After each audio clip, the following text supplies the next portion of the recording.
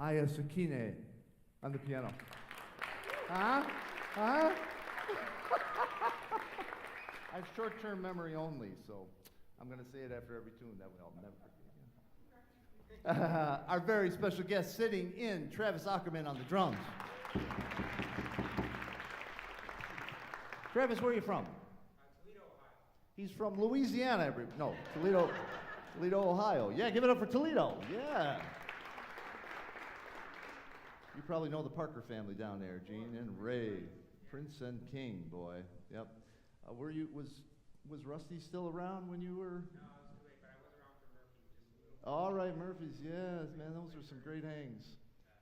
Those were real jazz clubs, great Rusty Monroe, and you'd finish that gig, hang around, get your pay, and drive back to Detroit. The sun would come up, and I'm not lying. The sun was coming up by the time you got back to Detroit. It was great stuff. Wonderful. Well, let's continue now. As I said, jam session setting, we only do standard repertoire. There's a reason for that. The standard repertoire is really an important foundation of this music, and of course, that's where a lot of the history and study comes in. But Travis wanted to do this tune, and I have to be honest, I haven't played it in a very, very long time because it's kind of a dreamy thing by the great Wayne Shorter, and so much of his music is highly stylized and interesting and harmonically very different, and it takes a little different approach. So it was a joy when somebody calls a tune like this and we get to revisit it. And this is a tune you may have heard, and if not, it's worth checking out, that whole era of Wayne. This is called Toy Tune, which makes it sound like a happy-go-lucky waltz, doesn't it? But it ain't. But it is a wonderful piece of music. This is Wayne Shorter's Toy Tune, featuring Mr. Aukerman on the drums.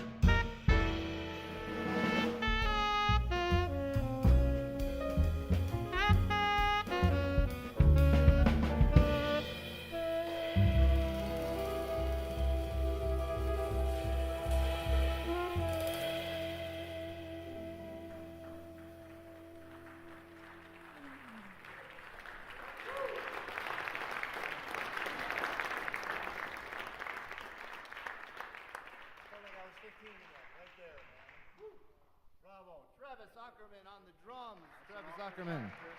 Yeah. You know, drummers always keep you honest, right? They keep you honest on the bandstand. They keep you honest when they call tunes. You're like, woo! But isn't that a beautiful tune? How many people have heard that before? That era of Wayne Shorter, Herbie Hancock? Yeah, that's some serious music. It's beautiful. It's a whole, and I always try to let people know, whether it's a student in a class or all of us together, when we talk about these people, I mean, they built on the foundation before them, but they did something that hadn't been done quite that way before. They really did find a new way using the same notes and harmonies and instruments, and they took it to another place. And here it is decades later, and it's still a thrill to revisit that music. And it's inspiring to every musician to think about how to push the limits in the envelope of everything. And it's always great to be here live and experience it, yeah? You think? To hear it in the air? Woo! Nothing like it. Well, we're glad you joined us here at After Hours. As we say, Jazz After Hours, you never know who's going to show up. Thus, Travis did a great job. And now we have another cat wandering around Detroit. We picked him up. He was about to get in a cab. I said, no, come on in, let's play. Wonderful trumpet player, many projects, teacher, educator, and someone who just keeps on keeping on, and wonderful individual at the same time, which makes it quite beautiful. Please welcome to the bandstand trumpeter, Mr. Kris Johnson on the trumpet.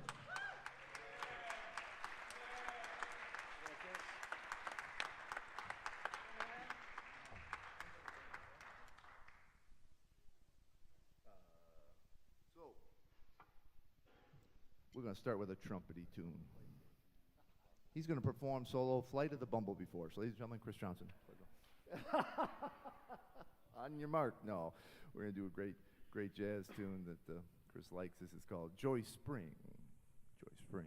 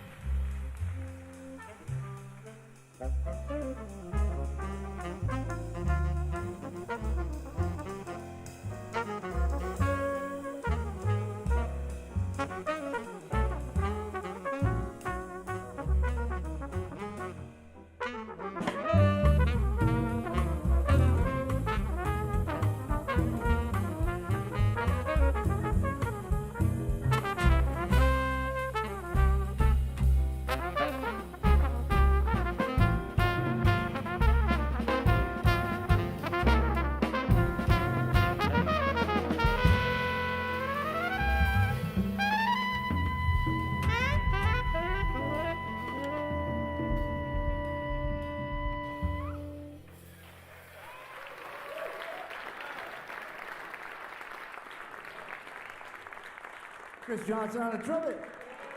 Good. Wonderful Mr. Louis Jones III on the drums. Right. And our house bassist, the great Mr. Jeff Pedraz on the bass. Hey, man, having some fun. We're going to take a step back. Step back a little bit. Oh, we're doing this in 7. It's a great old tune, man. You hear this played for popular audiences. You hear it played for dancing. You hear it played in artful settings. It's just a great piece of American music that you can go anywhere and do anything with. And you all know it. Another one of those tunes that starts with the title. In the mellow tune. So please join us. If you know the words, keep them to yourself. Enjoy the music on the band. No, I'm just kidding. I'm just kidding. Do your thing. This is in a mellow tone, yeah? What A flat for those of you keeping track. Here we go.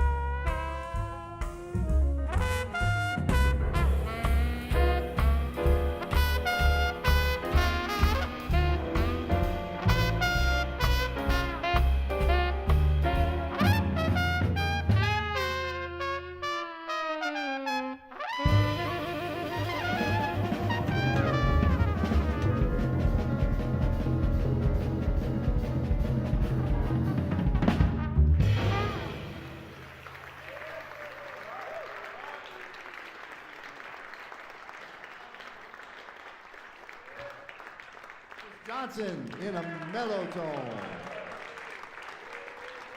Yes, sir. Well, we are coming to the end of another great set here at Jazz After Hours. I hope you had a good time. Did you have a good time? Yeah, man. Woo. It's a beautiful facility, acoustically, specifically designed for jazz. There's still some work going on, but boy, it's zeroing in. There's nothing like it.